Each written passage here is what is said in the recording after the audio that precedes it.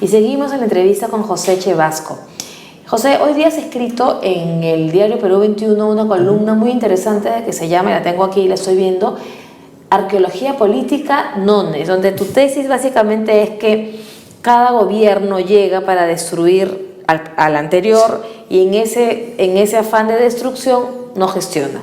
Pones como ejemplo a la señora Villarán, que se dedicó a criticar a Luis Castañeda, y a este gobierno, que se dedicó a intentar destruir al APRA y al fujimorismo, y con los resultados que ya todos vemos.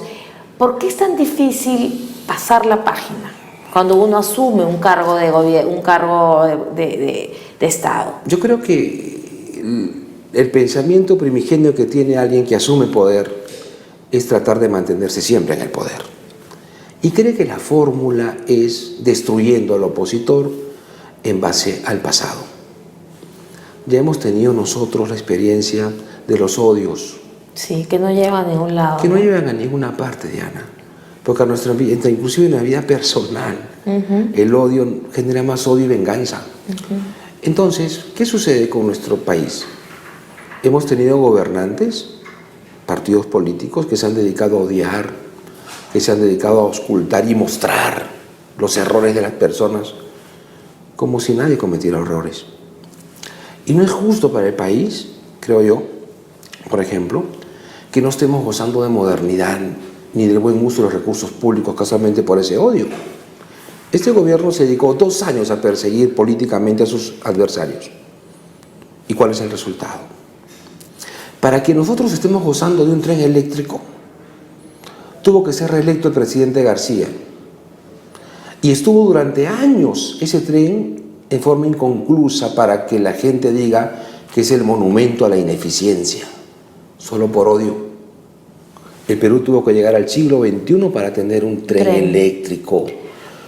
Entonces pero, es justo para la población de nuestro país. Pero hay políticos que basan su carrera en el odio. Yo me pregunto qué sería de muchos políticos o de muchos analistas si no existiera un Fujimori o un Alan García. ¿Cuál sería su discurso político? No tendrían de repente, o inventarían fantasmas, porque hay mucha gente que le gusta la novela, no, mucha gente que tiene frustraciones personales y que cuando vemos las redes sociales hay mucha gente que transcribe en las redes sus odios y sus frustraciones.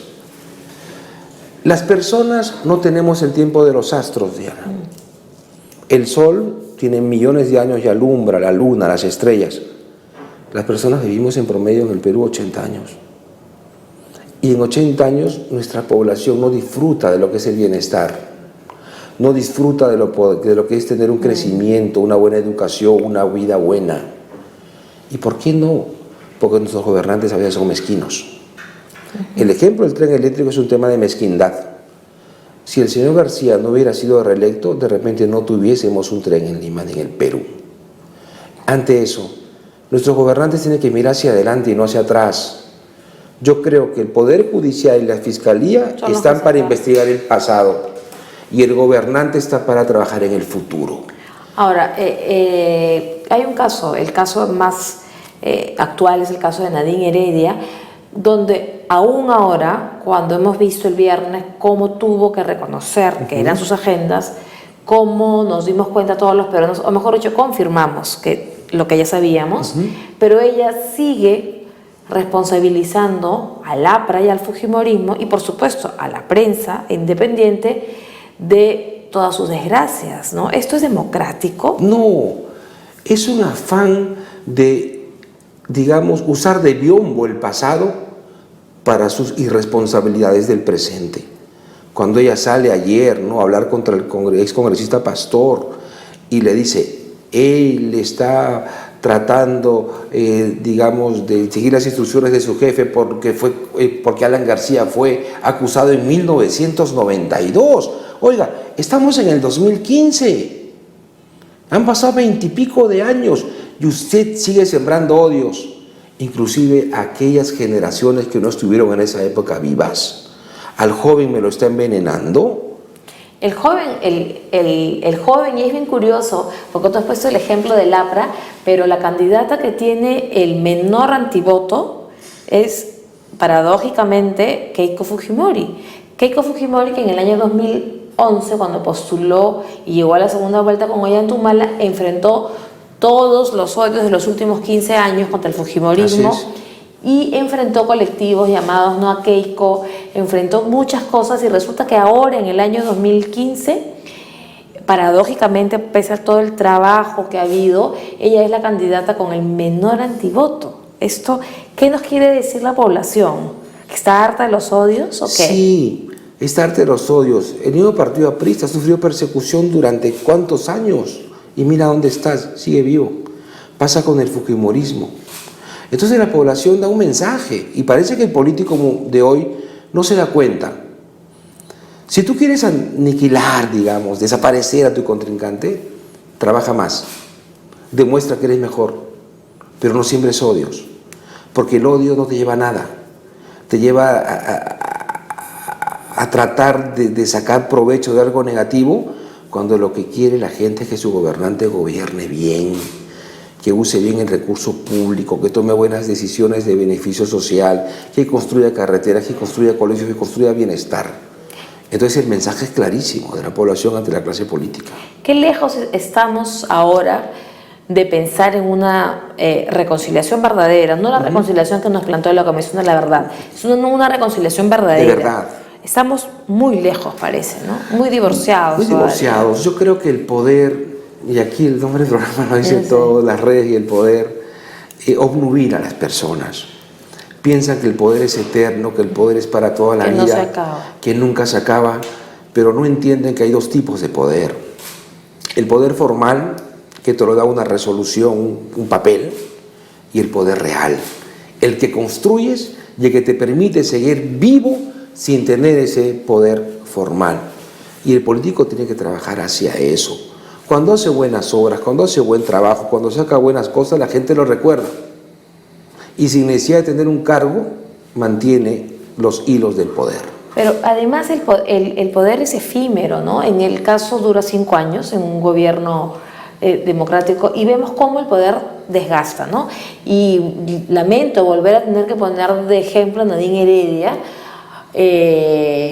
pero Nadine Heredia empezó al lado de su esposo con 58% de aprobación aproximadamente y ahora está en 11%. Entonces eso nos está reafirmando que la gente no es tonta, a la gente no la engañas, ¿no? ¿Cómo ves esta evolución del deterioro de su popularidad? En la época del internet, donde todos estamos mejores informados, ya no puede el gobernante transmitir mensajes porque la gente ahora piensa, evalúa y compara. Una cosa es que no tenga cómo manifestarse, pero también tenemos una población mucho más informada y educada. Y esto hace que la población sienta qué es lo que quiere hacer la persona. Cuando comenzó este gobierno, yo me acuerdo que escribí una columna en la que le pedí al señor Humala una cosa, que deje al país como lo encontró. O mejor, ¿no? O mejor o como lo encontró. Y mira lo que tenemos. Peor. Ha empeorado muchísimo. Y todo nace de un proyecto político, de enquistarse en el poder. De la reelección, ¿no? De la reelección conyugal que le llamaba el presidente que llamó García. Pero sin duda, este deterioro, pues la gente, como repito, no es tonta. Y ahora la estrategia, la mejor defensa es el ataque. ¿Qué crees que va a pasar en la Comisión de Fiscalización? Cuando ya estamos a menos de un mes para que esto Yo creo que termine. Que el Congreso tiene que tener un rol mucho más ágil, porque las investigaciones en el Congreso duran demasiado. Mira, yo estaba analizando algunas cifras, por ejemplo, y el promedio de una sanción en el Congreso para los parlamentarios que incurren en alguna falta ética sobrepasan los 3 y 6 meses. Son 3 meses de agonía, 6 meses en los cuales la población y el Congreso se desgasta más. En el caso de Nadine Heredia y las otras investigaciones que hace la Comisión de Fiscalización, el Congreso no es la Fiscalía ni el Poder Judicial. Lo que el Congreso tiene que hacer es buscar los indicios razonables para que sean los órganos judiciales quienes investiguen y el Congreso siga trabajando. Entonces, le hace daño al Congreso también extender demasiado las investigaciones. Si la Comisión de Fiscalización y Contraloría encontrase algún indicio razonable, debe rápidamente enviarlo a la Fiscalía y además, ¿por qué? Porque entramos en una etapa electoral. Claro, además el 15 de diciembre termina todo, entonces Así está es. la Comisión de Fiscalización, está la comunicación de Lava Jato, que va a estar Así en la es. campaña electoral. Así es. Y ahora, para terminar, tenemos el famoso proyecto de las AFP. Entramos en campaña electoral y si no se ve en el Pleno, se va a ver en la Comisión Permanente y nadie va a desaprovechar la oportunidad para echar mano de ese proyecto. Entonces todo se politiza y nuevamente tendremos una campaña llena de denuncias y cosas, más no de propuestas. Además es peligroso porque en el tema de las AFP corre riesgo todo un sistema. Sin sistema, y además imagínate, el dinero se evapora, el dinero se gasta. Cuando te entreguen el 95% de los 4 o 5 años, ¿de qué vas a vivir? ¿Vas a tocar la puerta del Estado y decirle, señora, no tengo para Eso vivir? va a ser. Pero ese es un proyecto muy efectista, muy popular. Sí, Gracias, muy José, bueno, por gracias. acompañarnos Ya, hoy día en gracias. Redes y Poder. Y nosotros volvemos con la entrevista que le hiciera Alfonso Baella Herrera al CEO de Aqua. Ya volvemos.